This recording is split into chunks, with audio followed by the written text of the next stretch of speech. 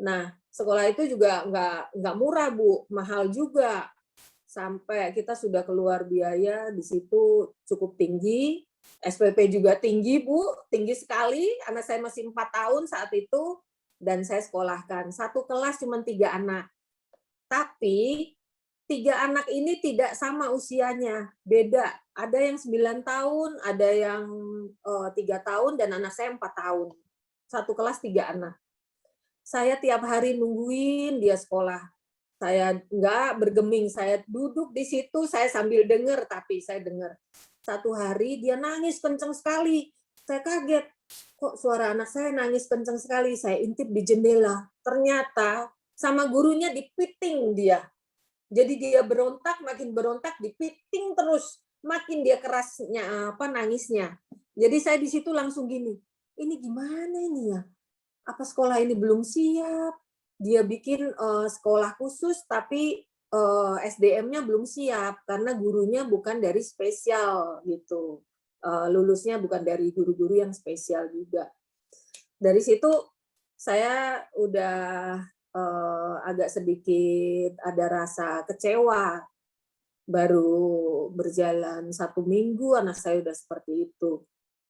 Minggu minggu berikutnya, anak saya sering dibully sama yang besar, usia 9 tahun. Saya cuman, mungkin karena dia merasa besar, jadi anak saya kalau pakai baju ada pitanya, pitanya dicopot, dicabut. Tiap hari bajunya anak saya pasti dirusak sama dia. Jadi saya ngelihat, saya sebagai orang tua sama-sama memaklumi, oh nggak apa-apalah, kan kita punya anak yang sama-sama seperti ini, jadi kita senasib. Saya masih memaklumi seperti itu. Tapi anak sayanya tiap hari dia udah mulai stres. Jadi setiap saya antar ke sekolah, di depan pintu itu dia belum bisa ngomong, tapi mimiknya itu dia udah yang kayak yang tekanan batin gitu. Waduh, saya nggak tega banget. Nggak apa-apa, Dek. Sekolah dulu biar pinter ya. Oke, masuk dulu. Oke. Dia sambil nangis-nangis dia masuk ke kelas. Dan satu hari itu dapat ke minggu ketiga, anak saya nangis lagi. Nah, itu anak saya juga dibully. Tiap hari anak saya dibully sama yang umur 9 tahun. Saya udah nggak bisa tahan lagi, akhirnya saya keluarkan anak saya. Saya keluarkan lagi dari sekolah situ. Nah, dari sekolah yang saya keluarkan itu otomatis dia sekolah 3 bulan, Bu, bukan 3 minggu. 3 bulan saya keluarkan karena dia sudah tidak nyaman. Saya berpikir kasihan juga karena anak ini belum bisa bicara, dia tidak bisa mengekspresikan apa yang ini, tapi dia mimiknya saya tahu lah. Jadi saya bilang sama suami, kasihan lah, udah kita keluarkan aja. Kita keluarkan dari situ, saya pindahkan lagi ke sekolah, dari situ saya cuma terapi aja. Saya terapi, saya ikutin terapi aja full, dan sekolah belum, sambil saya tanya-tanya sekolah lain.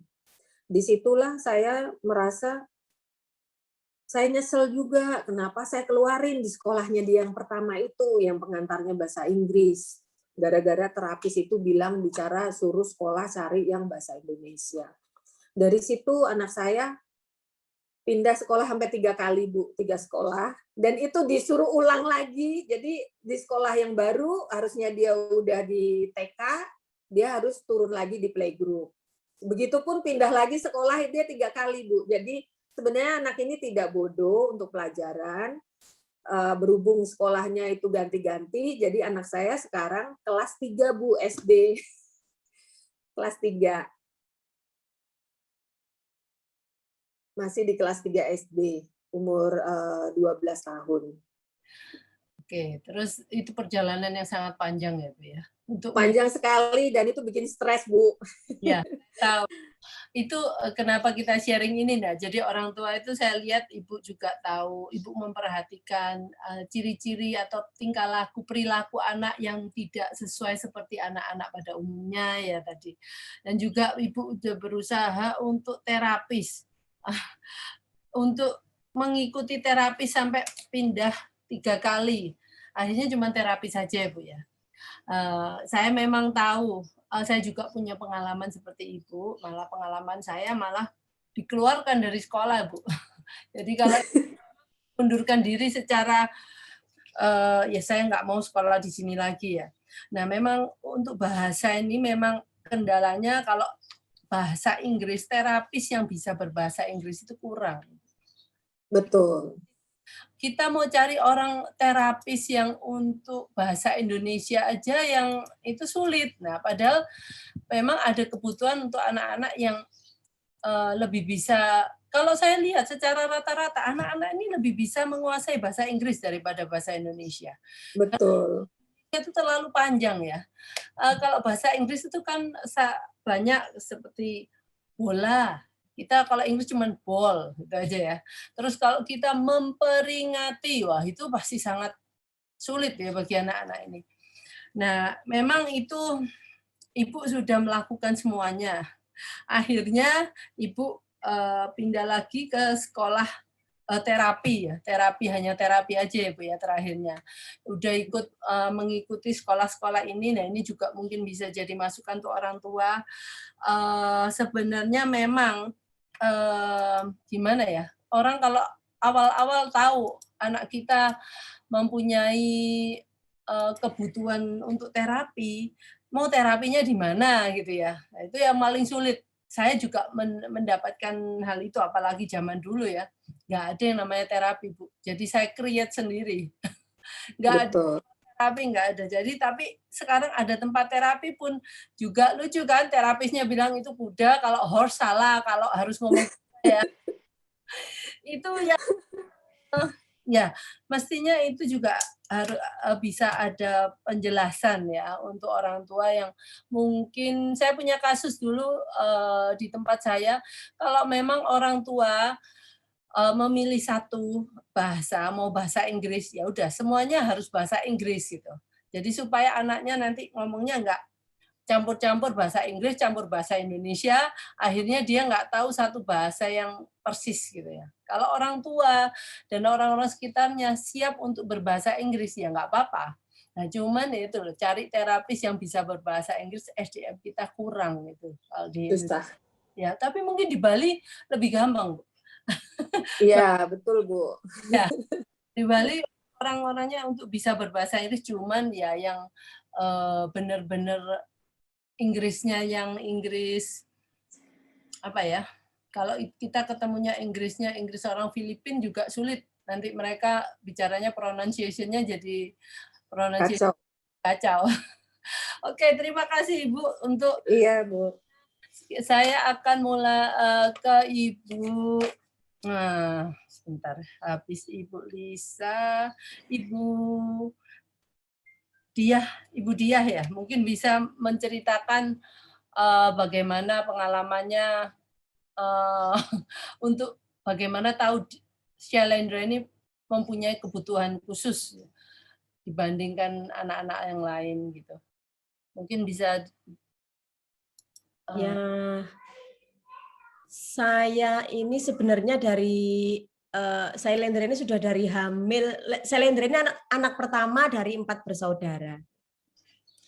Sebenarnya dari hamil tuh memang sudah agak rewel gitu loh bahasanya. Sudah dari yang kandungannya lemah, dari yang janinnya tidak berkembang, dari yang saya sering muncul flek waktu selama kehamilan seperti itu. Terus waktu lahir pun dia sebenarnya kurang bulan juga gitu.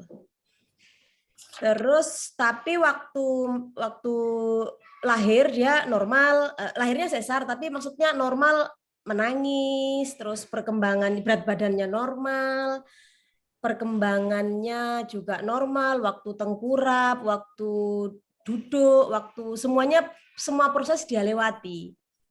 Sampai usia 8 bulan juga ngoceh seperti yang lain. Usia 1 tahun juga sudah berjalan, dan karena memang mungkin Sailendra ini anak pertama, jadi kita memang pengalamannya kurang gitu. Terus juga anak pertama pengalaman kurang, dan juga mungkin karena papa mamanya memang masih masih belum ada pengalaman tentang tumbuh kembang anak gitu. sampai di usia 1 tahun 2 bulan. 1 tahun 2 bulan itu saya hamil anak yang kedua. Setelah saya hamil 2 bulan, saya baru kok ini anak berbeda ya gitu. Berbedanya dipanggil tidak noleh, diajak komunikasi tidak mengangguk, tidak cenderung semaunya sendiri gitu. Terus juga waktu suka sekali nonton iklan di TV, iklan berbahasa Indonesia sih waktu itu. Kalau dibilang, saya juga sudah sempat, semua tes sudah diikutin di usia 1 tahun 3 bulan. Mulai tes BERA, tes bla bla bla bla, semua sampai dokter tumbuh kembang di Surabaya pun sudah semuanya sudah pernah kita ini deh gitu, sudah pernah kita datengin gitu. Dokter tumbuh kembang anak, dokter psikolog anak, semuanya sudah pernah gitu. Sampai waktu saya hamil anak yang kedua ini dan tahu ada Sailendra ini ada yang berbeda dengan Sailendra, saya tuh karena saya shock sempat mau berpikiran untuk saya sharing dengan suami saya, apa ini saya nggak akan bisa menjalani kalau saya punya bayi dan sambil mengasuh anak yang ABK gitu, apa ya mungkin harus digugurkan atau apa. Waktu itu punya pemikiran sempit seperti itu, sempat gitu. Tapi ya alhamdulillah semuanya bisa berjalan sih, maksudnya tidak harus sampai mengorbankan salah satu. Juga melewati Sailendra juga melewati proses terapi di tempat banyak terapi yang tidak cocok, yang tidak ada perkembangan, divonis terapis yang tidak bisa ini, tidak bisa itu, juga sayanya juga termasuk yang ngoyo untuk terapi di tempat ini, terapi di tempat itu, tiap hari harus terapi, tidak boleh tidak terapi, juga seperti itu juga sama dengan Ibu Lisa juga. Dan Sailendra ini juga ada gangguan tidur yang parah. Jadi setiap harinya dia baru akan tertidur tuh di atas jam 1 pagi. Mulai di usia 2 tahun. Dia kalau tidur di bawah jam 1 itu berarti saya harus khawatir kalau nanti di jam 3 itu dia akan bangun. Sampai pagi baru nanti di jam 7 pagi akan tidur sampai jam 12 siang gitu. Itu sudah berlangsung lumayan lama. Sampai saat ini pun sebenarnya masih ada sisa-sisa gangguan sleeping disorder-nya, memang masih ada, cuma sudah sangat-sangat alhamdulillah sudah sangat jauh membaik. Sudah bisa tidur di jam 7:30, jam 8, di bawah jam 9 malam lah, dan bangun di pagi hari jam 6.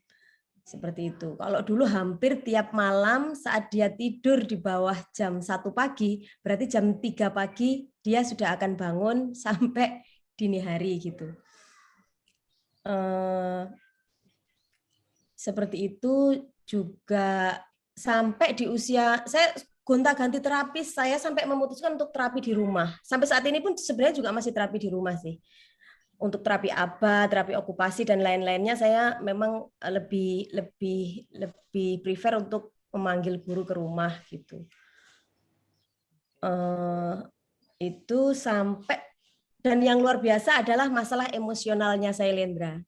Dia bisa sampai membentur. Saya pernah cerita juga sama Bu Mingfe ya, Bu Mingfe kalau nggak salah.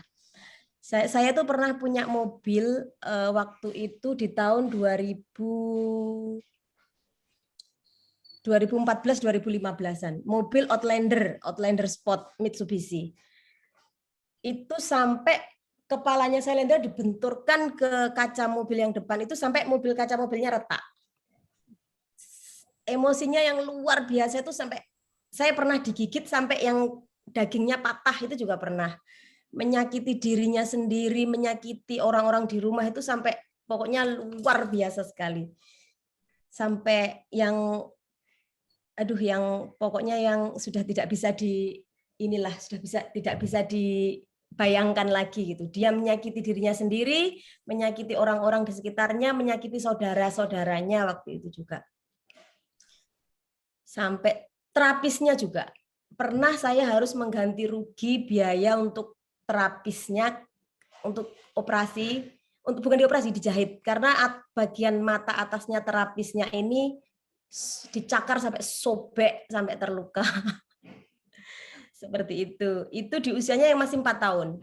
4 tahun atau 5 tahun. Sampai dia sekolah, Bu. Sekolah di sekolah inklusi dengan shadow tentunya, tidak bisa mengikuti pelajaran. Cuma saya waktu itu berpikirnya kalau dia sekolah di sekolah khusus, karena saya juga kurang pengetahuan juga sih. Kalau dia sekolah di sekolah khusus, nanti dia akan mengikuti perilaku anak-anak yang lebih buruk dari dia gitu. Jadi kita memutuskan untuk sekolah inklusi, tujuannya agar perilakunya ini mengikuti anak-anak yang normal, itu harapannya gitu. Tapi sebenarnya justru malah itu membuat dia tidak nyaman, dia tidak punya teman, dan justru jauh lebih emosional di sekolah. Marah di sekolah, sedonya dihajar, sampai kelas 1 SD. Sampai TK. TK itu saya baru ketemu terapi Bikom sekitar tahun 2018-an. 2018 atau 2017 saya lupa. Dan sekarang ini alhamdulillah tidurnya alhamdulillah sudah luar biasa membaik. Hanya mungkin di dalam 3 bulan sekali dia masih bangun malam. Itu untuk ke kamar mandi, tapi dia sudah langsung bisa tidur sendiri. Tidak perlu dibantu lagi ke kamar mandi, toilet trainingnya sudah lulus. Seperti itu. Cuma memang untuk komunikasinya memang belum terlalu lancar.